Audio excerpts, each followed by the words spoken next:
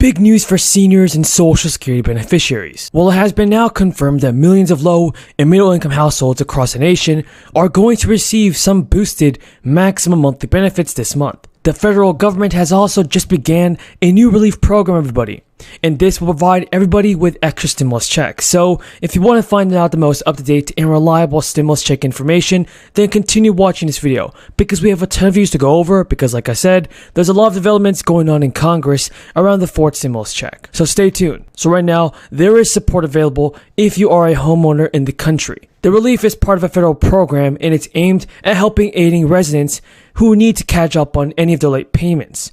So the good news, everybody, is that there's up to $80,000 on offer for people who are still paying their mortgage payments. And if you're someone paying your mortgage payment, then it's a wise decision to claim this relief money. And with many homeowners having been affected by the loss of their job or reduced hours as a result of the crisis, the President's American Rescue Plan made sure that there was some stimulus money for homeowners that are vulnerable. So if you're at risk of losing your homes or in need of some extra cash and you are a homeowner, then continue watching this video and claim this extra stimulus money from the American Rescue Plan. According to the National Council of State Housing Agencies, all states have applied to receive financial aid for homeowners. And now the Department of Treasury is looking to work in conjunction with each state to set up their own homeowner assistance fund. And that's some really good news, everybody. Now, folks, let's not forget the federal program that has been introduced to provide help for homeowners who are struggling to pay their mortgages is called the Homeowner Assistance Fund. Now, here's the thing about this fund.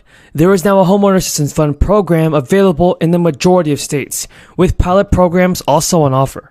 For instance, in California, everybody, the Mortgage Relief Program has made it possible for each household struggling with payments in the Golden State to receive up to $80,000, and that is a lot of money. But meanwhile, in New York, there has been such demand that the state is no longer giving the green light for applications for any mortgage relief. And anyone living in the city of Chicago will find that the state is creating its own mortgage relief program and is going to start accepting applications next month. In Chicago, any eligible homeowner will be able to receive up to $30,000 in stimulus aid. That's without eliminating or reducing overdue mortgage and property tax payments. And lastly, everybody, the American Rescue Plan did a lot more than just send stimulus checks into Americans' bank accounts. It also boosted a long-standing credit that families with children have long relied on. So folks, listen to this. It's about to get really important.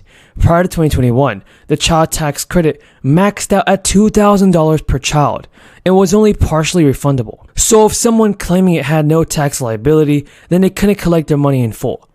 The child tax credit, everybody, was also previously paid out in tax refund form, meaning as a single lump sum.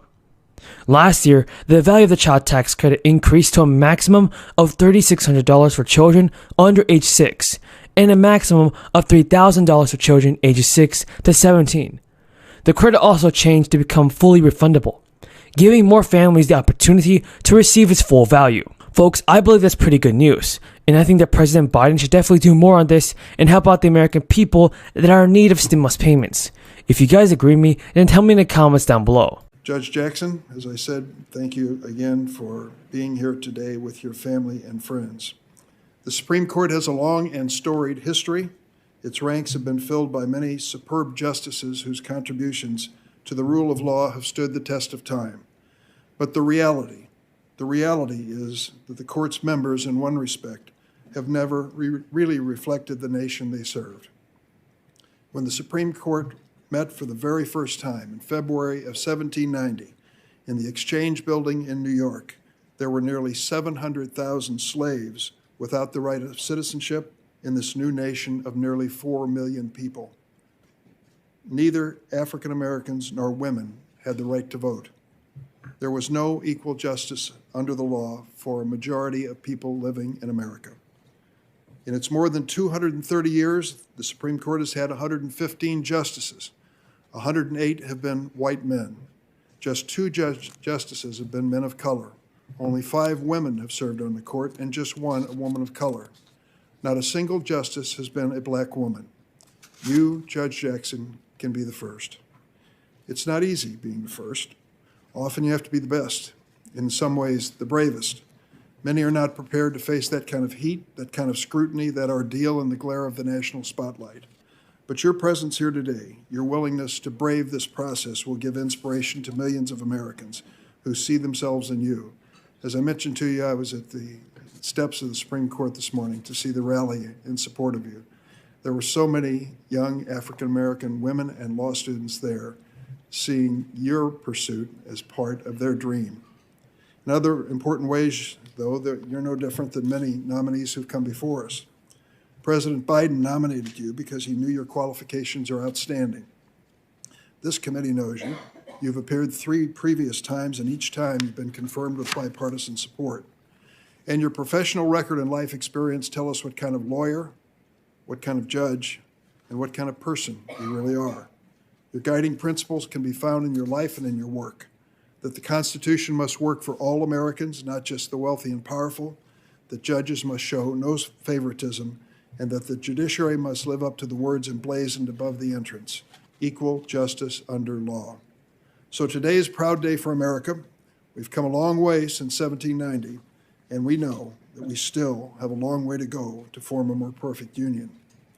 It's a moment that brings to mind something that the late Senator from Illinois, Paul Simon, my friend, said to Judge Ruth Bader Ginsburg at her nomination hearing. He said, you face a much harsher judge than this committee, and that is the judgment of history. And that judgment is likely to revolve around the question, did she restrict freedom or did she expand it? I return to this statement time and again because it asks a vital question. How will history judge us? Judge Jackson, I have no doubt that history will remember you as a justice who never stopped working to defend the Constitution.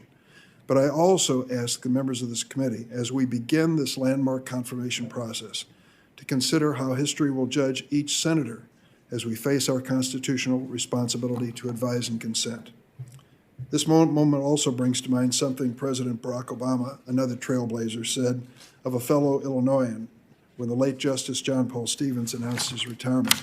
President Obama said, while we cannot replace Justice Stevens' experience or wisdom, I will seek someone with similar qualities: an independent mind, a record of excellence and integrity, a fierce dedication to the rule of law, and a keen understanding of how the law affects the daily lives of America.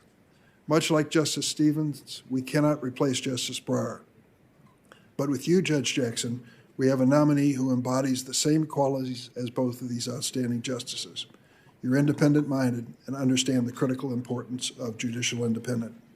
Your record is one of excellence and integrity, from the championship debate team at Miami Palmetto Senior High School to Harvard and Harvard Law School, to your 3 judicial clerkships, your work as a federal public defender, a lawyer in private practice, a member of the Sentencing Commission, a federal district judge, and circuit court judge.